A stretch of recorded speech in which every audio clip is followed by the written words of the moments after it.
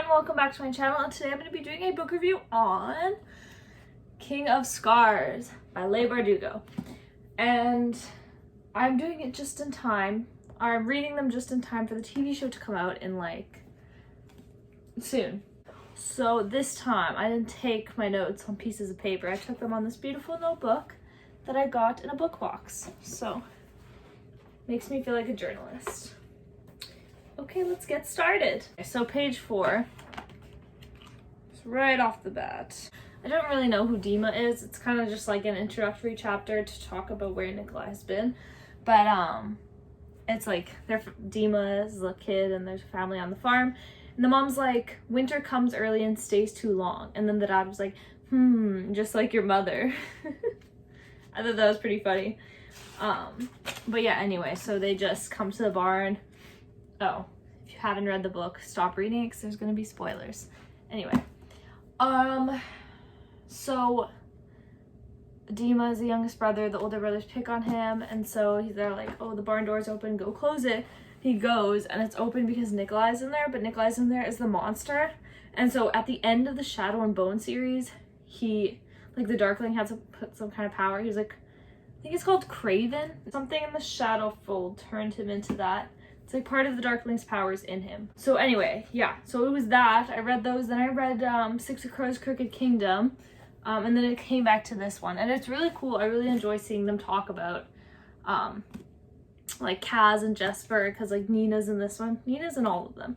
But anyway, so also Nikolai's in all of them, but he's a stronghold in Crooked Kingdom and Six of Crows. Yeah, page 13 was when Zoya came to the barn, saved the kid to get Nikolai, and they were like, watch your head, like, your highness. And I was like, all right, I forgot he turned into that because I read them not that long ago, but still. I said that I like that Nina can still hear Matthias in her head even though he's dead, because of her transformed powers. I was like, but I know it's not going to end well. And then literally I have an arrow pointed to like 100 pages later, and it's like, it's not him, it's her. She's just like subconsciously talking to herself, pretending it's Matthias or something. This one has no page number, just some notes. Zoya was kind of a bitch in Shadow and Bone, but she's great here. I actually love her in this book. I guess she got nicer by the end of the Shadow and Bone series. And you understand why, because they tell more of her backstory. But yeah, I said, but I think her and Nikolai will end up together. Haven't yet in this book, but I know they will. When he turned into the monster again and he was like stalking Zoya on the tower, it was like another voice that came with him and within him and said Zoya. And it sounded like the Darkling, and I was like, is he in it? I was like, no. But yes, he is. Oh, 140 is so sad when Nina's burying Matthias. But also when his wolf Trestle, I don't know, keeps like coming, like he saved her from the wolves and he's like always there. I'm like, that's so cute. It's just a little reminder of Matthias. This is what I put. I think the person I hate the most in the whole Grishaverse is the Apparit. Such a shit and so annoying. Yeah, he wasn't as apparent in this one. It was actually effing Yuri. It's all those bloody saints worshippers that just want power, blah blah blah. Anyway, that was annoying. Oh, this is what I say about the Matthias's wolf when she gets lost. Oh, so yeah, so when she first gets surrounded by it, I like how she didn't just automatically be like, oh my gosh, I'm so scared. She said, of course, Matthias, your country can kiss my fat Grisha ass. I thought that was funny. And then his wolf. Guess so I can see his name. Trestle. Yeah. So that was pretty cool. So I guess I didn't really know what was happening here because like she made up a backstory. She made up Lennart Bjord. I don't know. And then like the bearded man repeated it. Then he was like, someone else was like, that does sound familiar. And then it was like, Nina highly doubted it since she made him up mere moments ago. I love when they do that in stories. When it's like you act confident, and if you think someone's important, they're like, oh yeah, I know them. Even though they don't exist. Oh, so they're kind of near the Shadow Fold, because Yuri was like, oh, you can get rid of the Darkling power, even though they thought they were tricking him to help, even though he was tricking them. So they were there, and then they were kind of like transported to like, I don't know what it was. alternate dimension, or like, I don't know, like a fold in the world, I guess. I don't know. But anyway, so a bunch of bees started swarming them, which was from that one of their old traditional like legends. There was like this girl with bees. Anyway, so someone's like, do something. And they're like what? And he's like, you have guns. It's like, I'm not going to shoot at bees. I thought it was funny. Imagine trying to shoot at a million bees. Oh, this was the, yeah, I was like, actually, what the fuck's going on? Because I had no idea what was happening. They kind of just started, the old saints legends suddenly appeared, and they're like, we're not actually dead, we're stuck in this in-between thing. And then they got taken to the in-between thing, and I was like, this is really random. When, this is how I imagine this part. So Zoe is facing off against the dragon, which is Juris, I don't know his name, but he's actually good. But then, so the dragon's blowing fire, and she's like standing in front of Nikolai to protect him. And I think she just goes like, shh, and then it like goes on the sides, you know? I think that's how I pictured it. I'm not sure if that's actually what happened, but anyway, she deflected it. Oh, and then I was like, 269, there's a chapter about Isaac. And I was like, why are we learning about Isaac? Like, who is this? Why is he relevant?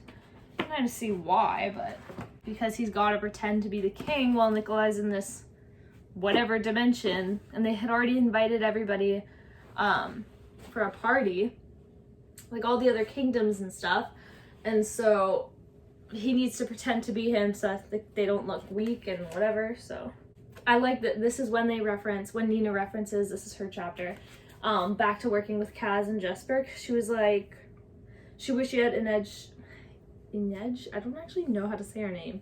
Inej. It's gift for spy work, for Kaz's gift for scheming, but she only seemed to have Jesper's gift for bad decisions. I was just like, I just love it. I love when everything just gets like connected back. And then it gets better because on 294, she's about to do something stupid, I think. And then like she's jumping off a building, or I don't know. And then she just whispers to herself, she's like, no mourners. Like, yes, love it.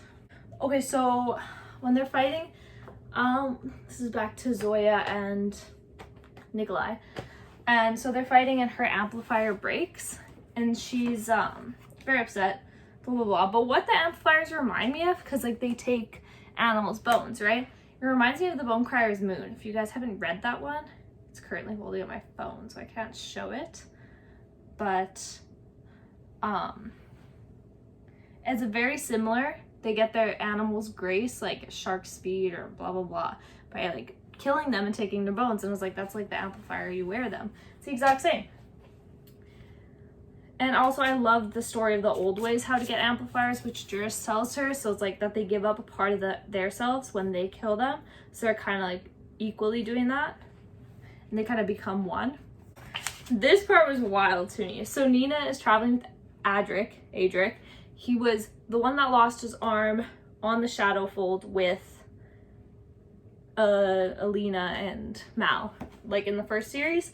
And so she's traveling with him and Leonie, which I didn't really know who was before. And then she was talking about how she almost died when she was younger, because there's like a poisonous river in this one.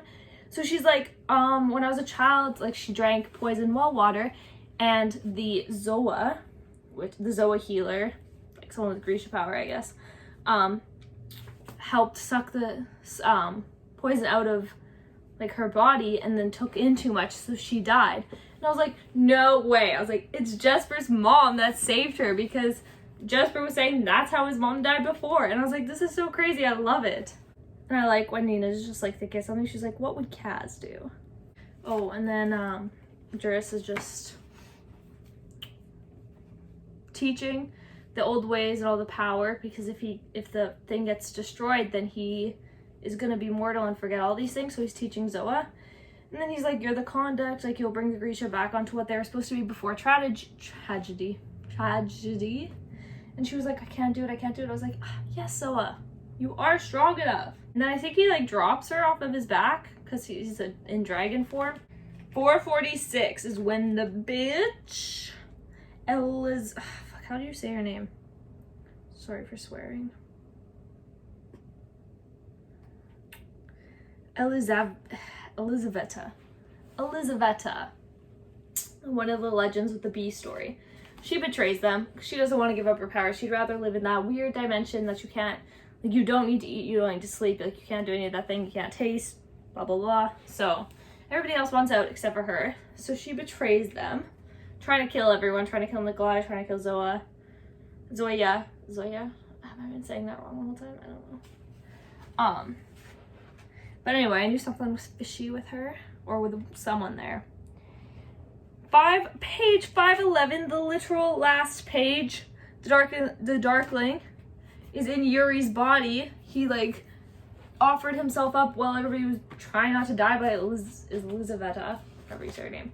And then, he, like, the last lines, like, so many of my old friends gathered in one place, the Darkling said. It's good to be home. And then it ends. And so I went to the bookstore today and I got the absolute last copy in the shop of The Rule of Wolves, and it was on sale for $20. But anyway, I took the dust jacket off because I'm starting it, but look how gorgeous it is. For $20 for a perfectly new hardcover? Absolutely. I like indigo sometimes. Anyway, that's gonna be good. I'm excited. So overall, I rated it a 4 out of 5 on Goodreads. Anyway, I think that's it. Thanks for watching. I post videos every week, so hit the like and subscribe button, and I'll see you next time. Bye!